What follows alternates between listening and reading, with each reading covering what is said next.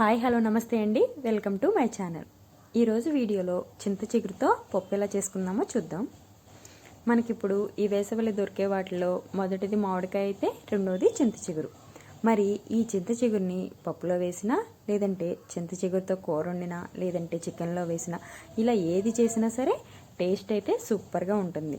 మరి నోరూరించే ఈ చింత చిగురుతో పప్పుని ఎలా చేసుకోవాలో ఈ వీడియోలో చూద్దాం. ముందుగా ఒక కుక్కర్ తీసుకొని అందులోకి 2 గ్లాసుల కందిపప్పును వేసి నీట్గా 2-3 సార్లు కడిగిన తర్వాత ఇందులో 1 గ్లాస్కి 2 గ్లాసుల చొప్పున మొత్తం 4 గ్లాసుల వాటర్ పోసుకొని మూత పెట్టి 3 to 4 విజిల్స్ వచ్చే వరకు ఉడికించుకోవాలి.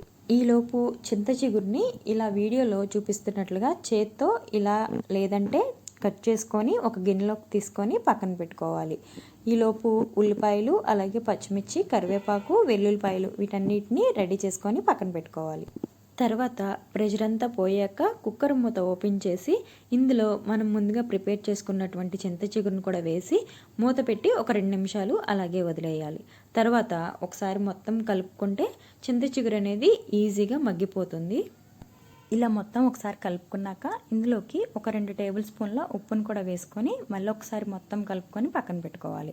తర్వాత స్టవ్ మీద ఒక కళాయి పెట్టుకొని అందులో 3 to 4 టేబుల్ స్పూన్ల ఆయిల్ వేసుకొని ఆయిల్ హీట్ అయ్యాక ఎండుమిర్చి అలాగే పోపు దినుసులు కూడా వేసుకొని ఫ్రై చేసుకోవాలి. పోపు దినుసులు బాగా వేగాక ఇందులోకి వెల్లుల్లిపాయలు, కరివేపాకు, పచ్చిమిర్చి అలాగే ఉల్లిపాయలు, ఒక 1/2 టేబుల్ స్పూన్ పసుపును కూడా వేసుకొని ఉల్లిపాయలను ఫ్రై చేసుకోవాలి.